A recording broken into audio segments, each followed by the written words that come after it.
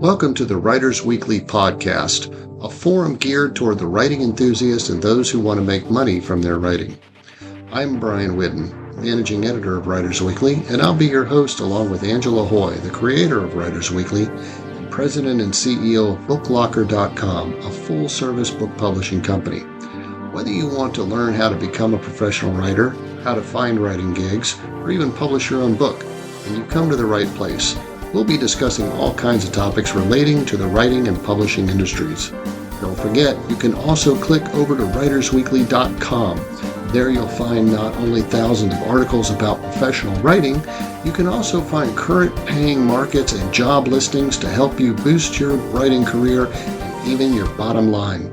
But for now, let's get on to this episode of the Writers Weekly podcast. And welcome back to another episode of the Writers Weekly podcast.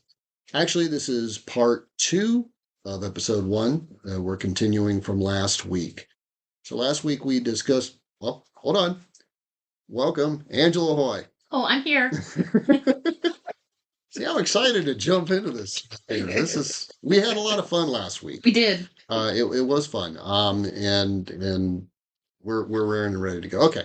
So last week we discussed the problem with all these scammers, that we're seeing this big influx of scammers. They're international, and it seems that once you get one of their websites shut down somewhere, 3 more pop up, and it's getting pretty crazy.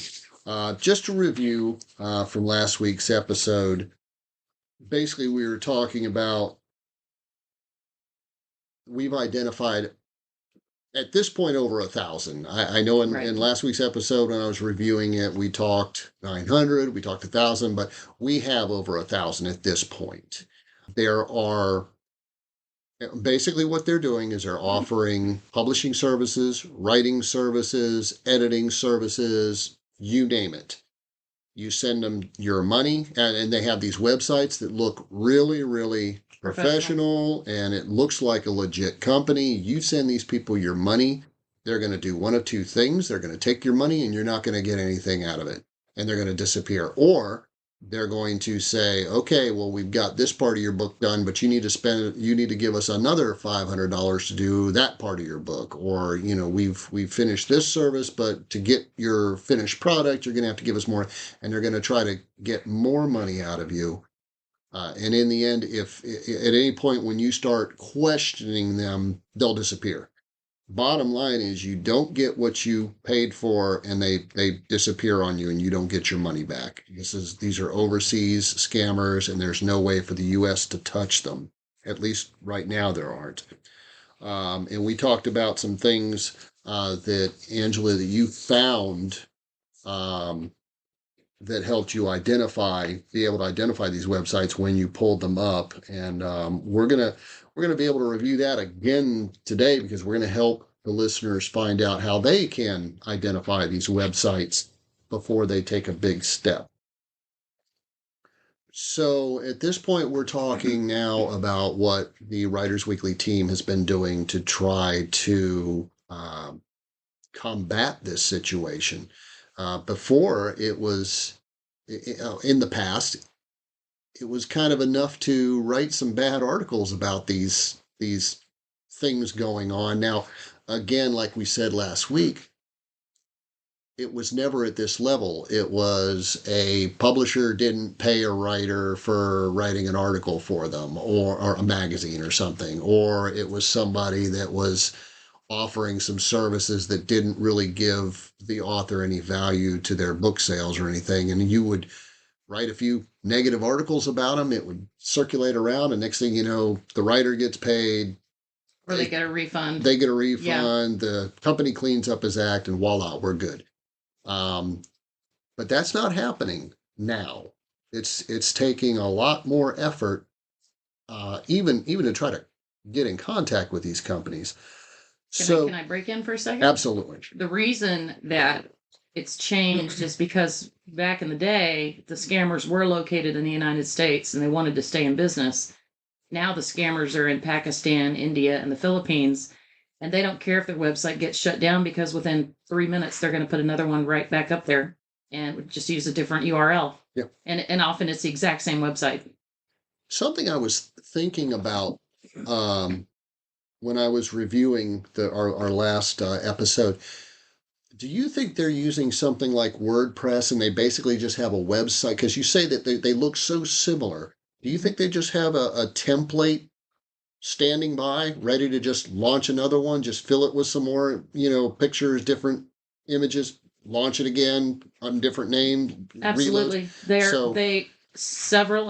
of the websites are strikingly similar. A few different colors, different logo, different book covers, but the same moving parts, the same trademarks for major media that occur, in a strip, and the bottom, the contact information is different, but it's presented in the exact same way. So these scammers have worked it out to a fine-tuned machine to where you shut one of their websites down, they can create 3 more in the same day. Yeah. So we have like a multi-headed hydra that you can never really kill it all off. Mm-hmm.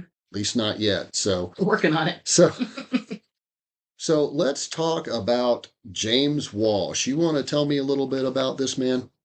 James M. Walsh is an attorney, and I was on Facebook, reading my feed, and I kept seeing these ads come up for these publishing services, and I started noticing that they were all very similar.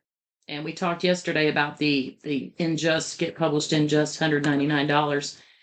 Well, I noticed that there was a gentleman posting underneath these posts and ads, calling them out as scammers. And I started researching the companies, and he was right. The ones he were calling out were scams. So I went to his personal page on Facebook and sent him a private message, and I said, "Hey, dude, we're doing the same thing. Let's team up." And that's when I found out he's a lawyer, and he has done all of this work on his own time. He hasn't gotten paid for any of it because he's just a really good guy. And the reason he started this was because he co-authored a book with an elderly gentleman, and that elderly gentleman got scammed by publishingmojo.com, which we have featured on writersweekly.com several times. Then he was scammed by another foreign company that charged him several $100s to do a press release that never got sent out. And then he was almost scammed by a third company. This is happening to lots of elderly people. So James made it his mission to go after this foreign scam cartel, and he's been doing it, I think, for over a year now. And I hooked up with him several months ago. So that's how we met. And in a official, unofficial way, he's kind of joined the Writers Weekly team as well. Yes, he has actually written several articles for us. He writes outstanding articles, and he brings he can make legalese understandable to anybody. And he knows the law, and he knows what laws are being broken. If I can back us up just a minute, I forgot to touch on one thing when we were getting started here, as we meant to mention. So we recorded our last episode yesterday. We're catching up the second episode today, finishing up this 2-part episode. We actually received yet another scam victim. Why don't you tell us a little bit about that? I was interviewed today by a major international news syndicate, and you've all heard of it, and we'll bring it up later, but they're still doing their investigation, so we're not going to share much right now. And that was in reference to these scams. Because of our advocacy work to protect authors from scammers, they contacted me. Mm-hmm. They were referred to me by Victoria Strauss with Writer Beware, and she's awesome. So writerbeware.org, that's another website you really want to go to. Shout out Victoria Strauss. Check her out. That's right. Yeah, she's a sweet lady. And she's brave. She's been sued lots of times. And she just keeps on going. She's not afraid of anything. She's kind of a bulldog. She is a hard girl, yeah. So about 15 minutes before I was supposed to get on Zoom with this news syndicate, I got an email from a guy, and he said he got scammed by one of the scammers that uses Amazon's name, but they're not Amazon, to the tune of $72,500. I reached out to him after the interview because the news syndicate, I talked to 2 reporters. One was in New York and one was in Germany.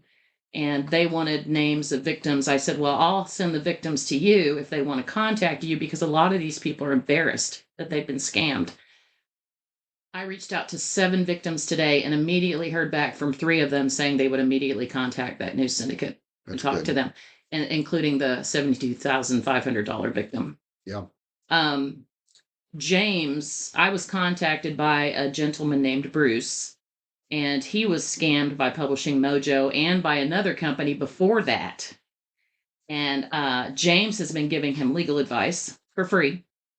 And Bruce also agreed to reach out to the news syndicate. And then another woman who hired one of these companies to edit her book and received back a book that was full of English errors because somebody who was not an English speaker edited her book, and she got ripped off. She also is reaching out to them.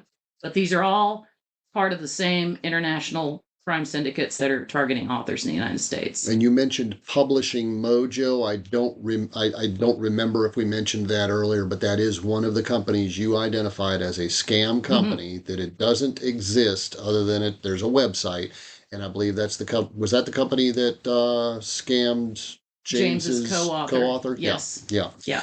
And then just about 2 hours ago, when I was talking to you, you were on your phone on a Facebook group. Yeah. And you were trying to explain to somebody about another one of these companies. Explain what happened to there. So somebody posted in one of the author groups on Facebook that he was trying to figure out how to get money to Random House. Random House had emailed him and wanted to publish his book, and they needed him to pay them money. And he was quite not how to get the money, but something about the payment. And I put a comment in there and I said, it's not Random House, it's a scam. And he came back and started arguing with me, telling me it was the real deal, and sent me the actual website for Random House, except in the UK. And I said, that's not who contacted you, because Random House doesn't charge authors money. They just pay authors money after they publish the book. So it's very surprising. And this keeps happening. The more victims we hear from, the more, when they really realize, oh my gosh, I'm never getting my money back, I've been totally ripped off. Sometimes they have some kind of flip in their brain or something, and they start trying to convince themselves once again that they're not a victim of a scam. I think that's, I guess, kind of a fight or flight response where you realize that if you accept what it looks like, you're going to suddenly get that heart in your throat feeling and maybe have a heart attack when you realize you just gave the wrong people so much money. I also heard from somebody today that wants to be very secretive about being victimized because the person's spouse doesn't know how many tens of thousands of dollars this victim spent, and that person is terrified the spouse is going to find out and get upset with them. And with the Random House scammers, did they flat out use the name Random House? It wasn't a version of Random House. It wasn't a Random House, something that doesn't exist. Was it Random House? I have not seen the ad, but the guy used the term Random House. 2 words. So this is how, I mean, just how flagrant it is on both sides. The scammer just coming out using the names of major publishers, whereas in the victims really want to believe that's the publisher. Yeah, and I was explaining to the news syndicate this morning that major New York publishers, the real ones, actually have scam warnings on their websites now saying, this is not us, that's not us, we don't email authors, we don't, we only accept through literary agents, we don't charge authors any things like that. And it's so prolific that's why they have warnings up on their websites. Yeah. So, I mean, it's not just us noticing it. I don't know whether or not the major publishing houses understand the scope of the situation. Oh, they definitely do. Something has caused them to have to put those notices on their websites. And the scammers aren't just using the names of the publishing companies. They're copying their logos. They're copying their coloring of their design. They're copying their websites. I saw one. It was one that was impersonating Macmillan Publishers, and the website was almost identical. I mean, almost. All they did was change the name at the beginning. They put MC instead of MAC at the very top, the little bitty company name at the top. Same book covers, same everything. But of course, if you click, it's going to the scammer, not going to the actual publisher. Mm-hmm. They're very sophisticated. Mm. Kind of reminds me of the one of the warnings they give you if somebody like from the IRS or any government agency calls you up and says you owe us money or whatever. To hang up with them, and then you look up the actual phone number of that agency and you call them. Mm-hmm. And you say, did you call, here's my name, here's my information. Did you call me and ask for my, and 9 times out of 10, they're going to tell you no. One of the Netflix scams that's going around, that these companies pretending to be Netflix, they actually used a real name of an employee at Netflix and his real email address. Wow. It was under his name, but if you reply to the email, it didn't go to him, it went to the scammer. But it really looked legitimate. And one way to, I'm going to jump the shark here for a minute. That's fine. And jump forward. One way to know what's going on in that kind of situation, if a website has a contact form, if you will hover your mouse over that contact form, in the bottom left of your screen, you should see little fine print jump up that'll say mail to : and it'll be an email address. Mm-hmm. That's for website. I mean, emails as well. For emails, yeah, and website. And if you look at that and look at the URL that's going to either send an email to, or if you click on it, go to, a lot of times you're going to find it's not randomhouse.com or wherever you think you're sending it. If that email address or that website address looks a little off, you probably shouldn't be clicking that link. And you really have to have your reading glasses on, because it is small. With the Macmillan one, it was literally Macmillan is the real one, and the fake one was Macmillan. Mm-hmm. And they would go back and forth, vice versa. Take off one L, add an extra L, that kind of thing. So you really have to make sure, is this the real thing? Exactly. Yeah. And that's where we're going to talk a little bit later about do a little bit of your own research and pay attention to the details. All right, so let's go back. We've got James Walsh Esquire now joining the team, and he's doing his thing. And so we've also assigned other Book Locker employees to start following connections. Give me a little idea what that looked like. Well, Mason is a new employee, and he loves doing internet research, and he's very good with tech stuff. So we put him on it. He's doing it almost full time right now. Okay. Clayton Jones is a gentleman who does editing for our authors. He's a University of Tennessee professor, English professor. Mm-hmm. I sent him the information, and he set us up with a spreadsheet on Dropbox in his account that we can all access at the same time. So you don't go in and ruin what somebody else just put in there and have to save it. It just ought, when Mason and I are in there together, I can see the updates he's making, and he can see what I'm doing. So that's been huge. I spend several hours a week on it. I'm the one that checks Mason's work. We have to go in, get screenshots of everything, because God forbid we put up a scammer that's not a scammer. We make sure if we put them up, if they're on our website, don't do business with them under any circumstances whatsoever. We have crossed all our T's and dotted all our I's. So, and that's mainly, Mason, myself, James, and then Clayton is, of course, giving us advice and all along the way. Okay. So we've started digging, and we have a system of how we identify what websites are scammers and which websites aren't scammers.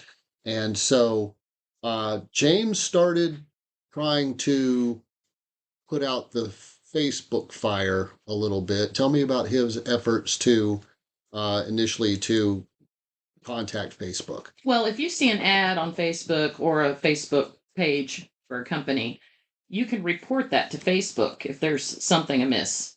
Well, the only thing you can do when you report it to Facebook is click a button.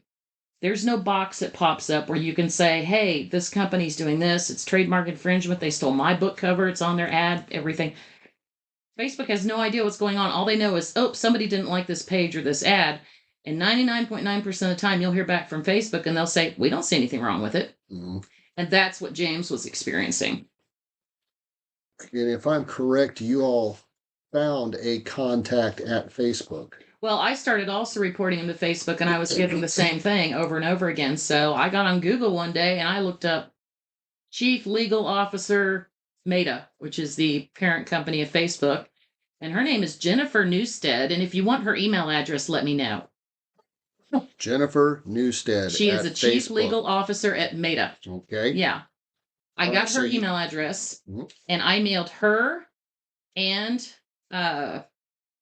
Department of Justice, FBI, several other agencies to get her attention.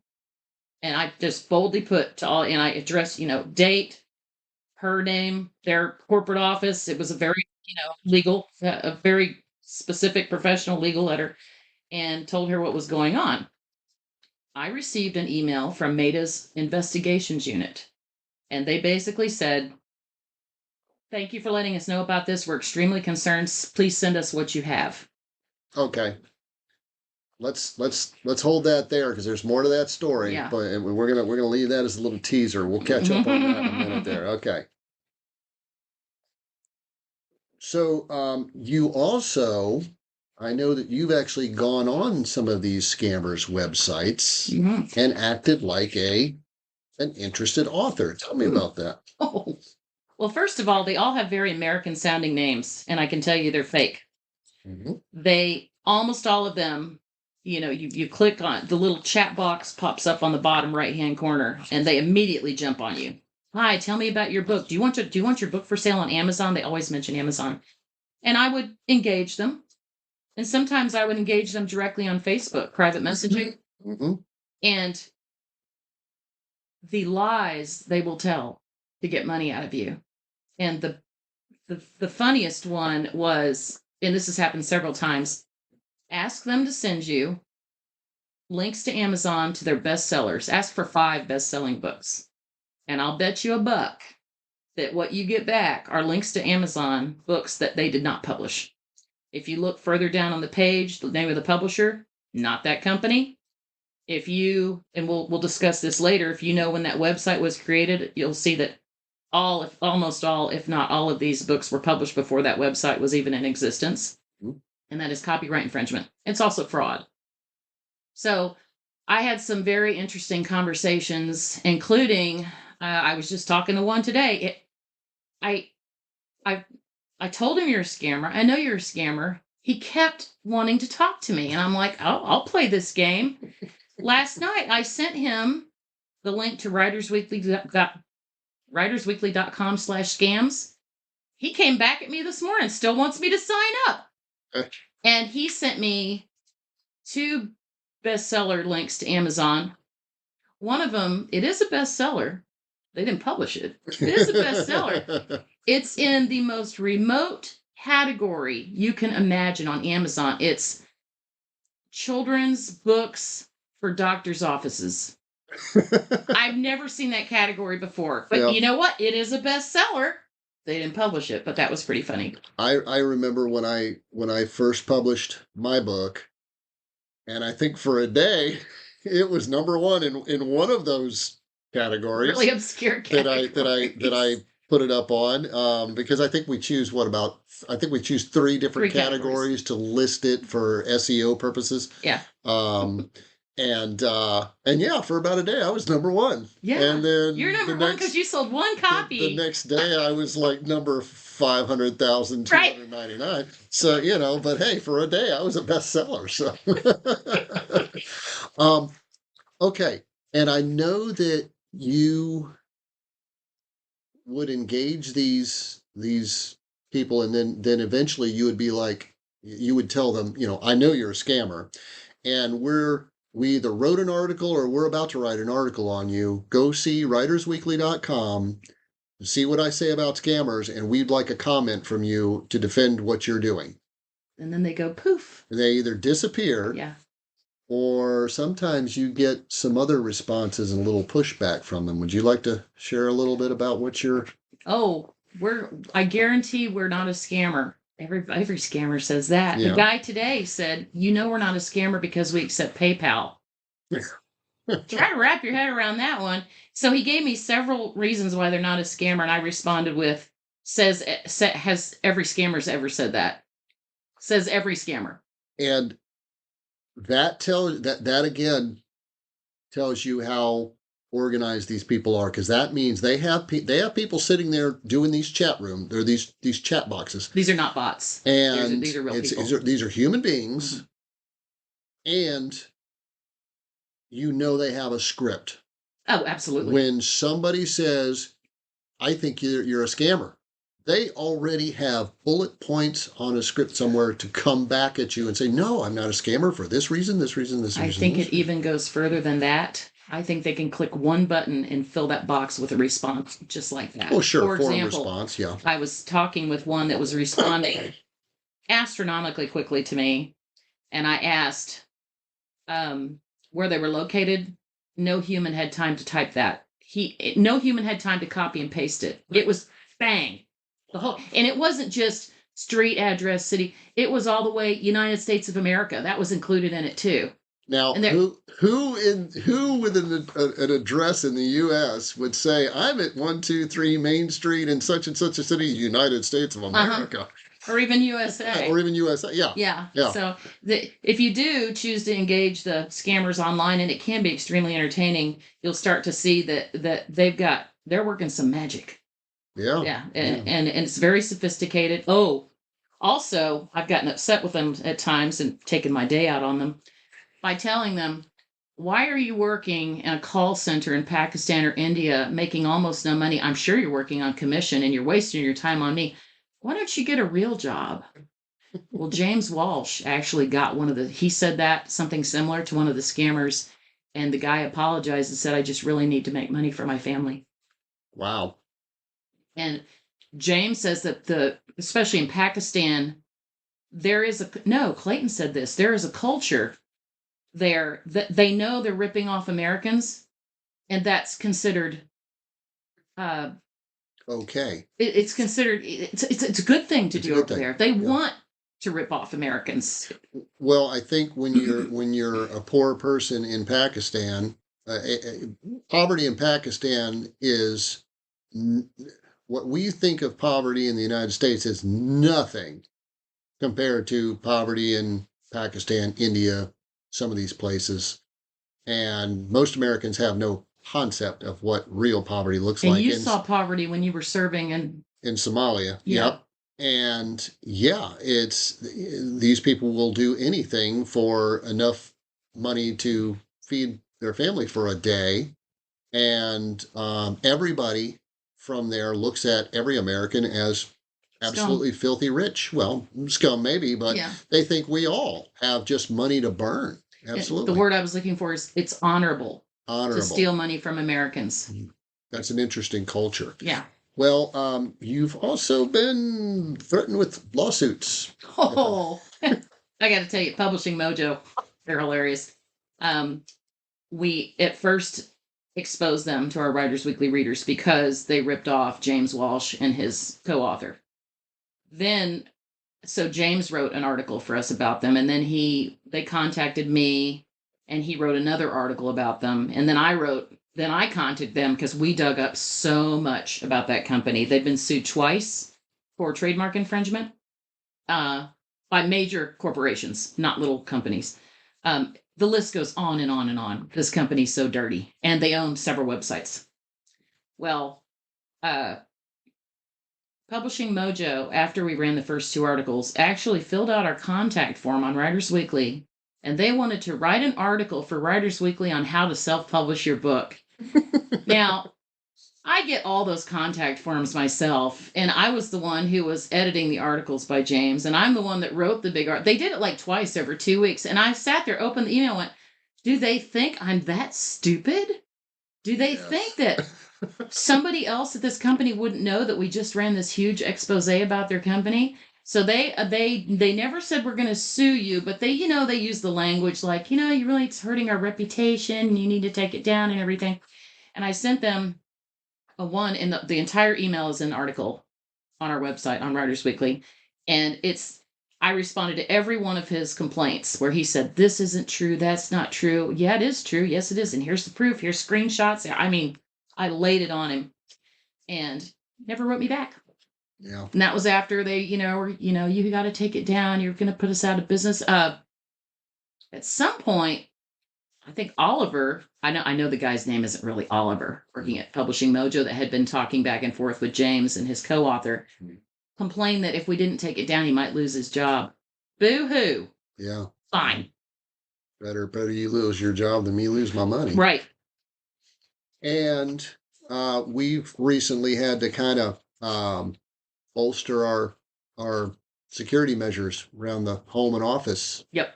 Yeah, we won't go into detail threats. right now. No. But we have had to increase our security measures from a business standpoint and from a personal standpoint because of messages we have received from these people.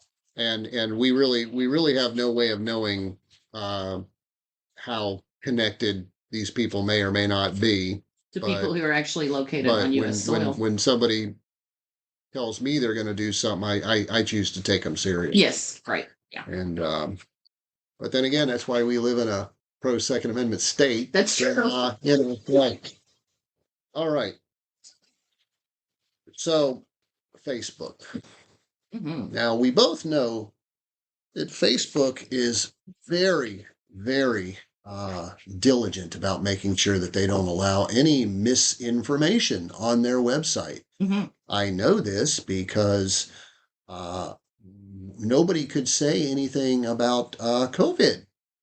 Right. When COVID was hitting, nobody could question the vaccines. Nobody could question whether masking worked. Nobody could question whether or not the virus worked the same in a church as it does in a street protest. Somehow, if you gather in a church, you will get infected with COVID. If you gather out in the street to protest the president or burn down a city, well, then COVID doesn't affect you somehow. Well, and we could get into all that, but the fact is, Facebook recently admitted that they were doing that. That's true.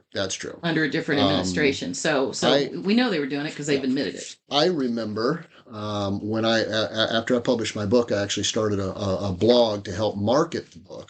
Mm-hmm. And I would cover various incidents involved, police incidents and the political atmosphere surrounding police situation.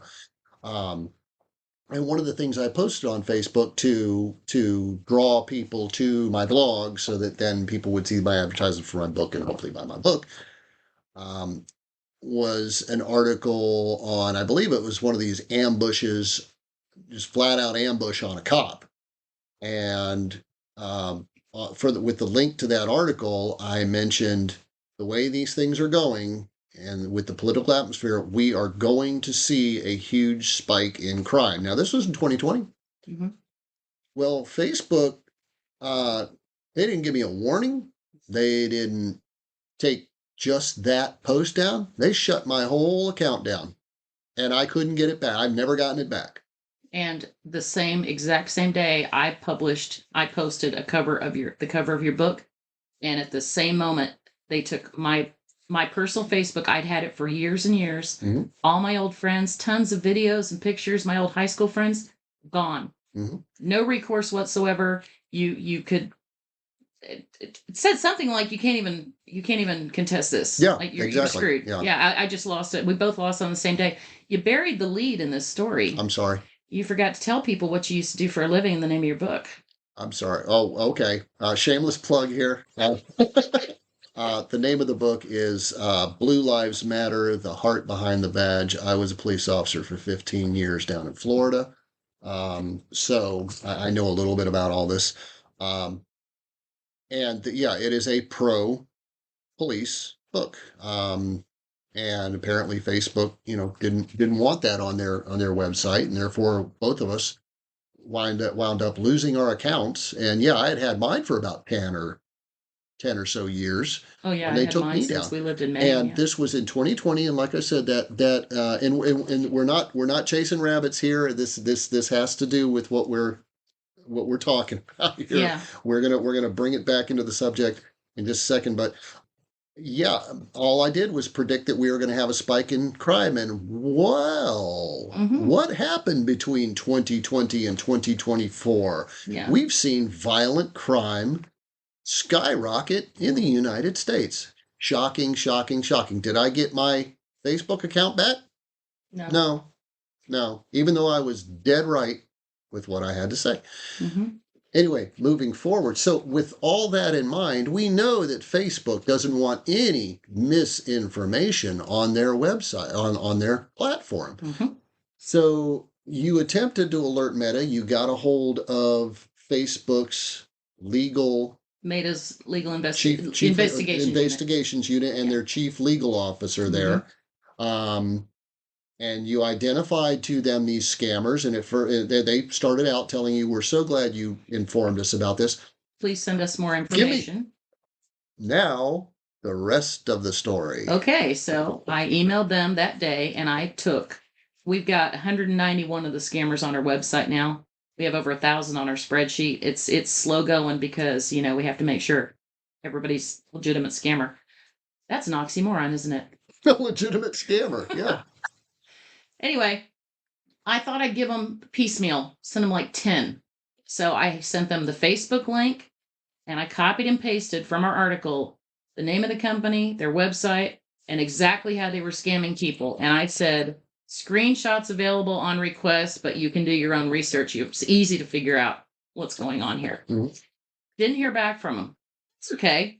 I could, I'll just send them some more next week. Mm-hmm. So I sent them another email. Oh, and I went through a couple weeks later and I looked, and I think like one of those Facebook pages had been down, but it hadn't been too much time. So I sent them another batch. Sent them the Facebook. For one of them, I sent them an Instagram link too, because Meta owns Facebook and Instagram. Yeah. And these companies are advertising on Instagram as well. Do they own LinkedIn as well? I don't think so, but these scammers are on LinkedIn as well. Okay, yeah. I'm trying to figure out who all Meta has. I can't remember. Oh, they have WhatsApp. Oh, right. Yeah. Well, nobody's contacted me through WhatsApp from a scammer yet, so. Yeah. So I sent them another batch. Didn't hear anything back. By the way, I was also copying the FBI, the Department of Justice, and several other government organizations, just so they knew that I was keeping all these. And funny, and Amazon was copying because we have special email address at Amazon. Google was notified. We would get automatic replies by email from Amazon and Google every time. And if I'm correct, Amazon actually, you worked with Amazon's lawyers for a little bit, and they actually did move and get some websites taken down because those websites were using Amazon's trademarks. Right. Let's talk about that in just a second. Okay. Let me finish so, then I wait another couple weeks, send another batch, wait another couple weeks, send another batch. So in that time, and they never responded to any of my emails. The last email I sent to them, I told them, you know what's going on. You know that these companies are scamming your legitimate users. You're profiting because these companies are running ads on Facebook. You no longer have, what was the term? Deniability, plausible deniability. Plausible deniability. Yeah. Didn't respond. Mm-hmm. But I'd copied all those other organizations as well. Well, after speaking to that news syndicate today, they wanted copies of all those emails. And I had them all in one email because I just kept forwarding. And I clicked on every single one. In those 4 emails, I sent them 59 scam websites. Only 9 have been removed from Facebook. 9 out of 59. 59. Yep. So it would seem, this is just my humble opinion. I can't make any definitive claims against Facebook other than what I know for sure, but it seems that Facebook, that is so diligent about keeping misinformation off of its platform, doesn't seem to move very aggressively if they're getting paid for that advertising. Oh, sure does seem that way, doesn't it? So it seems that if you have a website that's scamming people out of their money. But if Facebook's making money on it. But they're paying Facebook for that advertising, and I can only imagine how many advertisements they have with Facebook, because I don't think we've seen them all. Oh, and this isn't the only industry that's getting scammed to kingdom come. Yeah, exactly. Yeah, exactly. But Facebook doesn't seem to move very aggressively on that disinformation. Mm-hmm. Yeah. That's all I'll say. Again, just my opinion. I spoke to a marketing expert today on the phone, and he he needed to open a new ad account on Facebook for another client. And he said for a while his page was blocked. They denied him that ad account because for some reason something didn't verify whatever.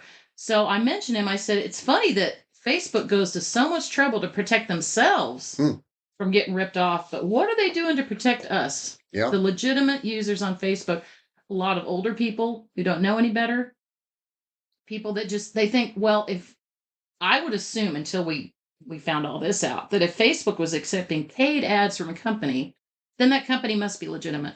And I guarantee you a lot of people believe that about Facebook. Yeah.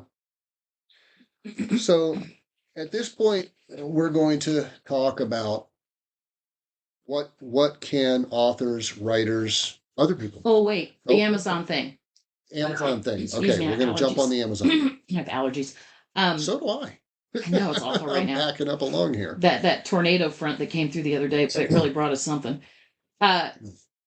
Several of these scammers are violating Amazon's trademarks, which I've mentioned before. They call themselves Amazon. They call themselves Kindle, Amazon Kindle, KDP, AMZ.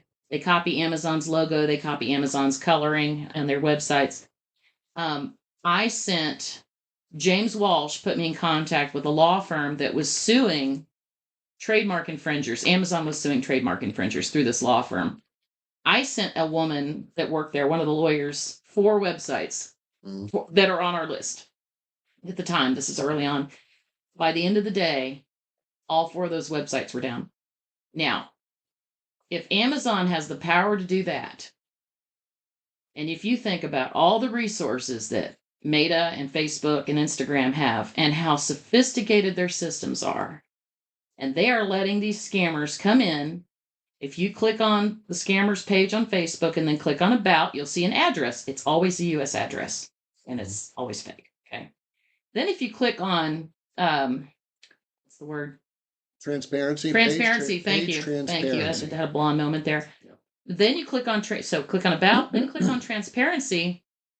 In more cases than not, and not all the time, you'll see the word Pakistan. Mm-hmm. Why can Facebook not use their algorithms and systems to determine, wait a minute, this company says they're in the US, but we know they're in Pakistan. Because it says page admin in Pakistan. That's being pulled from Facebook, so they know where that communication's coming from. Yeah. They have to have the technology to do that. Why are they not doing that? Yeah, and that's a real simple thing that your average user can do. Okay, you see an ad, and you think you might want to do business with this company. Again, what are those steps? You click on the company's name, so their company page pops up. Click on About. Make note of that U.S. address. It's almost always fake. Well, in our case, they're all fake. And then click on right underneath that is Transparency. Page click on Transparency. That. In many cases, you'll see Pakistan. However, and you may have to click a button. Once that opens up, you may have to click a button to say show more. Yeah, show more. Right. Yeah. Mm-hmm. However, just because it doesn't say Pakistan does not mean they're in the United States. Yeah, but if it does, right there, you don't you walk away from that company. Yeah, absolutely. Because if you send your money to Pakistan, you ain't getting it back. Okay. So let's say, okay, so I don't see Pakistan, so I'm going to go over now to their website. Mm-hmm. All right. So I'm looking at their website. So what are some of the things that I can do to determine whether this website is some kind of scam? One of the things that I really liked that you did was a phone number search. Yeah. Tell us about that. Okay. You'll often find that you have different phone numbers. There's going to be one on their website. There might be a different one on Facebook. Get them all. Put them in a text file or a spreadsheet or something. Copy and paste the phone number into Google in this format. Open parentheses, number, close parentheses, space, number, hyphen, number. Click enter and see how many different websites and companies pop up that are using the exact same phone number. Sometimes it's just that company. Again, doesn't mean they're legit. Sometimes you'll see 2 or 3. I've pulled up 20 with one phone number. And look for both the phone numbers, all the phone numbers you can find. You can do the same thing with their address. What you'll often find with the address is it's a home, it's an apartment, and trust me, the company is not at that home or apartment. So you get that address that's on their website. Go ahead and throw it into Google Maps. Zoom no, just Google. Or Google it. And then if you jump on Street View, of course, that'll give you a view, usually, of that building. Mm-hmm. And just look at it and ask yourself, does that really look like a publishing company? You can also look at Google. If it is a building, Google will tell you what companies are there, Mm-hmm. and the scammer won't be listed there. James Walsh called random company in one of these buildings, and they said, no, that company is not in our building. Yeah. And so I think 6 times when I was doing the search on Google address, excuse me again, 6 times in one day, the exact same building popped up, and it was a little corner store. And it looked like a little corner store, and it had like 4 company names etched on the door. Yeah. And I was able to zoom in with my mouse. Wow. And the scammer company was not on there, of course, but the exact same building. Okay. And then book covers. Most of these websites have book covers on them. Mm-hmm. So what do you do with those book covers? First of all, if you don't see a book cover on the homepage, you almost always will. If you click on their services, it'll say cover design. Go there, you'll see book covers there. Okay. Now that's to make you think as a viewer of that website that these are books that this company has published. So clearly they're a legitimate company. Here's a big scrolling list of the pictures of all these books that they published. We've published. Yeah. Okay. Yeah. So go on. First thing you're going to notice on some of these websites is you're going to see book covers that don't have any author name on them. Those are fake covers. Those are covers they threw together to put on their website. They're not for real books. They weren't designed for real authors. The next thing you're going to notice is book covers with titles and author names. Take those titles and author names and go to Amazon. Type in the title of the book in quotes and then type the author's name. Probably about 50% of the time, nothing comes up because the book doesn't exist. Okay. The other 50% of the time, the book will pop up.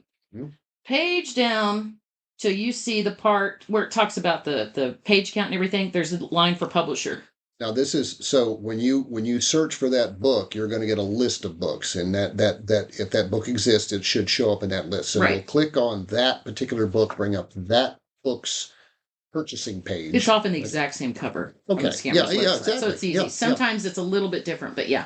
And so you're going to have a page that's going to list the book title, the price, description everything. On the book. Scroll that down. Scroll down until you find this little column on the little list on the left that says page count, whatever. So look for the word publisher. Mm-hmm. And in almost every case, and I can tell you 99.97% of the time, I'm talking too fast. It's not that company that published the book. And in many cases, that book was published long before that website even existed. That is copyright infringement. Yeah. And that's also when you put something up that your company did not create, that's fraud. Yeah. Now, how do I find out when a website was put up? Okay, this is a little more challenging. If you go to WritersWeekly.com/scams, okay, the first article is our list of 11 ways to see if it's a scammer. And that is going to be, it's on that list. What you do is you go to, you can search for who is, and that'll take you, Google who is, one word. That'll take you to ican.org, but it'll take you specifically to the page you need to go to. You're going to copy and paste the website address in there, but you don't include anything except the company name and like .com. No HTTP www. Yeah, none of that. Yeah. Otherwise, it won't work. And then, in most cases, it'll pop up, and at the bottom of the first box, the very bottom, it will say date created, and that is the exact day that website went live. If you're lucky, if you go one or two more boxes down, you might see that the website was registered in Iceland. And again, on our website, on that article, it tells you exactly how to identify if a company's in Iceland or not. So that's how you find out when the website was created. Okay. So you got any other pointers as to things we can do to find out where these? Another big thing is the syntax errors. If a company's offering editing services and they can't even write their own website content, or the descriptions, or anybody offering anything within the publishing or writing industry that can't spell on their own dang website, I'd say you need to steer clear of them. We've actually, some of the scammers have errors in their own company names. If you look at our list on our website, you'll see some and you're like, what? Yeah. And yeah, it's just ridiculous. It's laughable. Another thing to look out for is a horizontal line with a bunch of logos from major media outlets in it. Definitely, you know what? It's a scammer. They're all doing that. Yeah. CNN, NBC, New York Post, that kind of thing. You know, they that's trademark infringement. And using deception to try to get business is fraud. So that's illegal also. Author testimonials. If you publish a book for an author, don't you want that book to sell? You would think, right? So why put the author's first name only or first initial and last name and no book title and no link to the book? We have fake. on both of our Book Locker website, and I know plenty of times on Writers Weekly, we've posted reviews or nice comments from our authors, and we'll post them for our advertisement purposes, but we always say right under that comment, so and so author of whatever their book they wrote, and the link to buy it. Yeah, it's really great for them to tell everybody what a wonderful company it is, or let me start this again. What a wonderful company we are. But it's even better if we can get people to go buy their book, because we make money from that. The author makes money from that. So yeah, it only makes sense. And yeah, so to just put somebody's name up there and you don't tell them that they wrote a book. In fact, I don't even think they tell you who that person is. It's just Joe Schmo making a nice comment about our company. Well, it's so they put up those fake author testimonials. Yes. Sometimes the faces are cartoon faces, but more often than not, it's a stock image they've taken from the internet. How do you find out if it's a stock image? Do you know who actually taught me this? Mason. Mason's 18, by the way. Mason taught me this. He was doing it because I was looking at one while he was looking at one, and he's on his own now. We're on the phone and he's walking me through it, and I'm like, hold on, I got to save the photo and pull it up on photo. He said, Mom, he said, right click on the photo, and it's like a copy photo URL or copy photo link. Yeah. Go to Google image search. Yeah. Paste it in there, and then go to the next page, and there's a thing at the top, search image, and you'll be shocked, probably not, you pull one up, the image pops up top from that website, page down a little bit, and that person's photos all over the internet. It was a stock image taken off of iStock Photos or Pixabay or one of the 1,000 of stock imch websites. Yeah, it's a model, and they've advertised its eyeglasses, and they work at an OB-GYN's office, and I mean it's just everywhere. Yeah. And so that's what's that step number 7 or 8 telling you to just walk away from this company. If they have multiple 5-star reviews on Trustpilot that were all posted in close proximity to each other, those are fake. I can tell you right now. Yeah. I was telling the news syndicate this morning about there was a company, they launched their website the first week of January, and I looked at it later, but within a week of that, 5 days of that company, that website launching, they had multiple 5-star reviews on Trustpilot for books. One of them was a woman who, she said, they illustrated my children's book. They did such a great job. I don't know if you people know about how illustrating works. You can't illustrate an entire book in a week, much less like 2 months. It's a labor-intensive job. Yeah. So never trust. Oh, the scammers, almost all of them have the Trustpilot logo on their website, and it has 5 stars in it. And then if you go to Trustpilot, by the way, only look at the 1-star reviews on Trustpilot. Those are the only ones we trust anymore. You'll see, in many cases, there's nothing about them on Trustpilot at all. Yeah. They don't have 5 stars on Trustpilot. And if there are, it's usually not 5 stars. It's usually lower And than that. we've had a little pushback from Trustpilot when we go to them and say, hey, this is a scam company. They don't even exist, and you got a bunch of 5-star ratings for them. And they kind of push back, say, we can't prove that, and they don't want to take them down. They removed 2 of my negative reviews, 2 of my 1-star reviews about scammers, and they explained to me by email why they did it, and I was able to take it to the next level, and I gave them screenshots and all the proof we had on these companies, and they still took my reviews down, but they left up the 5-star reviews about the company. Mhm. Now, I recently... I wonder if there's a program where you get to pay Trustpilot to... Oh, I wouldn't doubt it. Give you some good reviews or keep your good reviews. Well, I don't know about that, but I do know that Trustpilot has turned into the Wild West. I can go into Trustpilot under a variety of names and email addresses and post all kinds of reviews for myself. Now, I'm not sure if I should talk about this or not. Somebody posted something about us on Trustpilot, and it was completely untrue. It's ridiculous. Provably untrue. So I had to go in and claim the Trustpilot page for Writers Weekly. And then I have a free account on there. I can't find a way to contact Trustpilot. There should be a button where I can say, contest this, or there's nothing. Well, I get an email a few days later welcoming me to Trustpilot. Yeah. And I wrote back to the guy and I said, look, dude, all these 5-star reviews, they're fake. What's going on here? I've got this 1-star review. I don't even offer the services this person was talking about. I'm a website for writers, for freelance writers. I don't offer this and I don't offer that. It's totally a scam. And I know it was done by somebody who we exposed as a fraudster that's advertising on your site. Yeah. Crickets. Wow. They didn't remove the negative review and they never wrote back to me. Jeez. What does that tell you?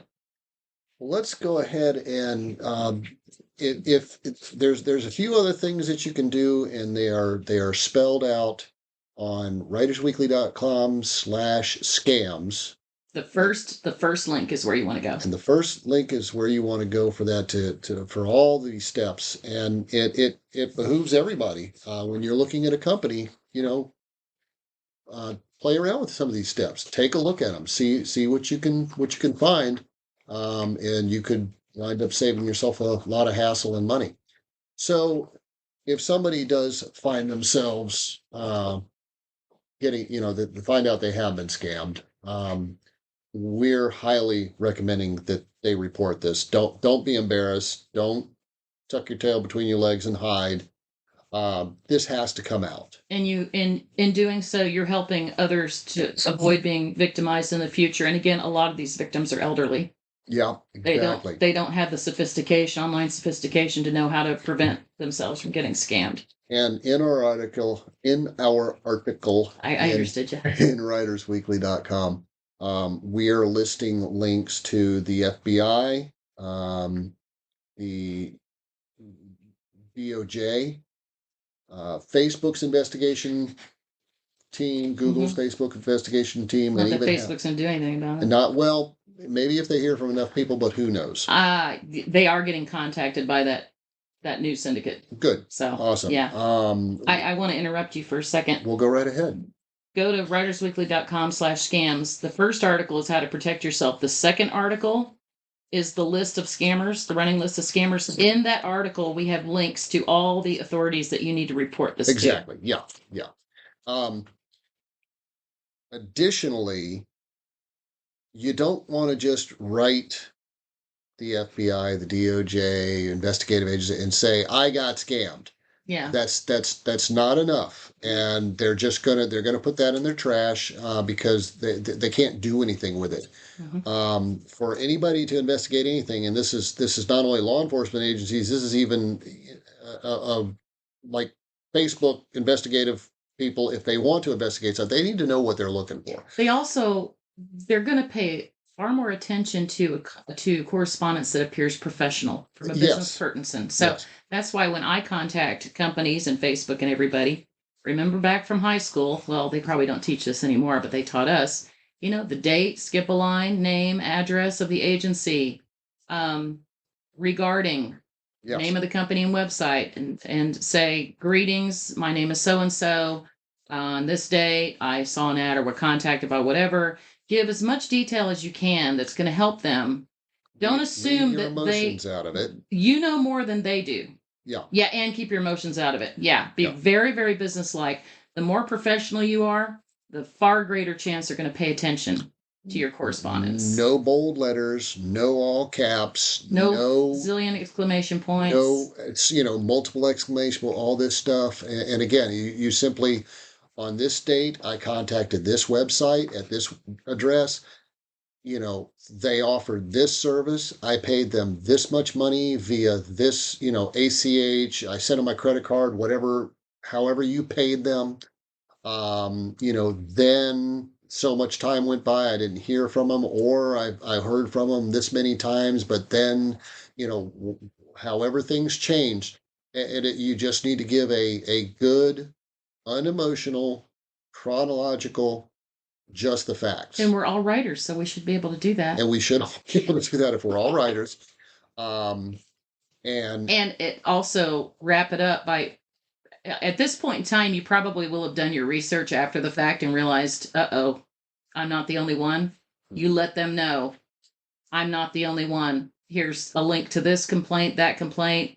They got an F on Better Business Bureau, 51-star reviews on Trustpilot, whatever.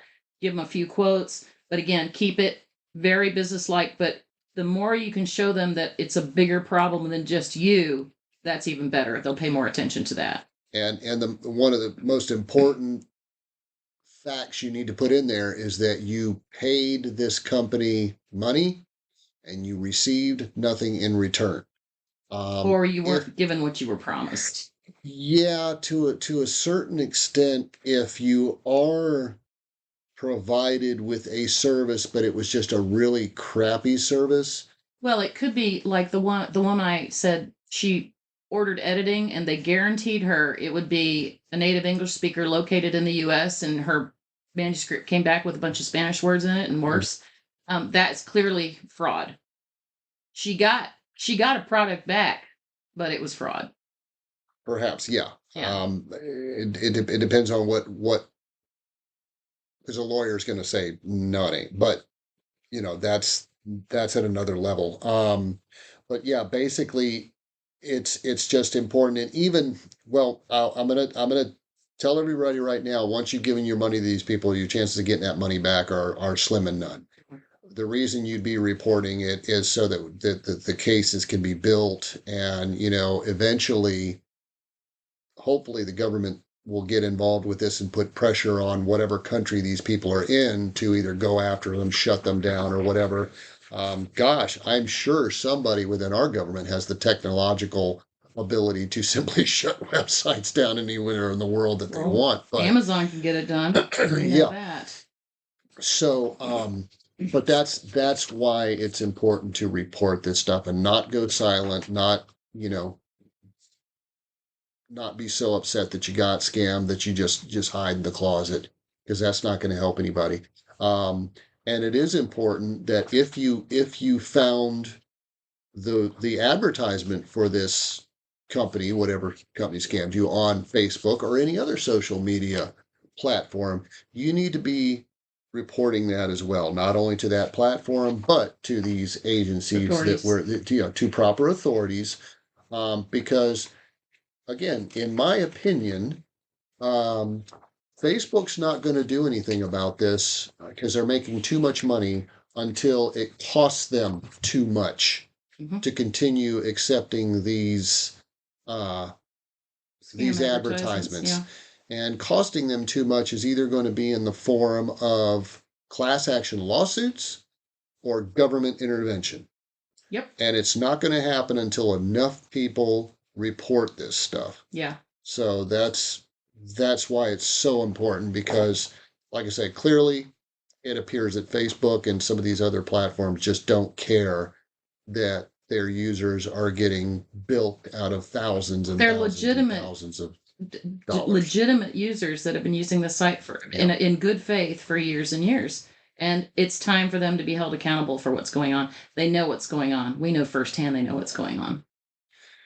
Well, folks, for this and other articles pertaining to everything in the professional writing industry, go to WritersWeekly.com. If you've got a book you'd like to publish, go to BookLocker.com. We don't have any overseas phone banks. We don't have chat bots. When you contact BookLocker.com, you're going to be talking to either Angela herself.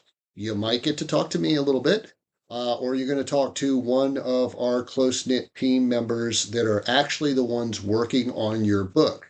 You're not going to be talking to some, rep on a phone that's never going to see your book and they're going to pass the message on to somebody else. Angela, I think we covered all the meat and potatoes here. You got any last words before we close this out? One last word. You mentioned whether you sent them an ACH payment or whatever. Never, ever pay anybody overseas with anything but a credit card, because chances are, especially ACH payments, you're never getting your money back. A lot of the scammers say, "Oh, our credit card system's down. We need you to wire us money." No, they don't have a credit card system. One person you have been communicating with actually did a chargeback to his credit card, got that money back, but then that company started saying, wait a minute, don't do that chargeback. Just cancel that chargeback and we're going to have you sign some papers and then we'll send you your refund. It's like, why? He already got his money back. He set up yours. They also were demanding that he sign an NDA, non-disclosure agreement. By the way, never sign one of those before, during, or after you're getting published. Any company that's offering you that is doing that to stop you from complaining about them online. They wanted him to sign an NDA, cancel his chargeback, then they would send him his money, and boy, we all had a big laugh about that. Well, we want to thank everybody for listening to this podcast again. We know there's millions and millions of podcasts out there. We are in a rather little niche subject here, but we're really happy that you chose the Writers Weekly podcast to listen to, and we hope you'll continue listening to us. Tune in again next week for the next episode of the Writers Weekly podcast. Thanks, everybody. Bye. Thanks again for listening to the Writers Weekly podcast. Don't forget, you can always log on to WritersWeekly.com to find resources that can help you make money from your writing. Do you have a book you want to publish? Head on over to BookLocker.com, where there are no overseas call centers and no chatbots. You talk to Angela and her team directly. We look forward to having you join us on the next episode of the Writers Weekly podcast.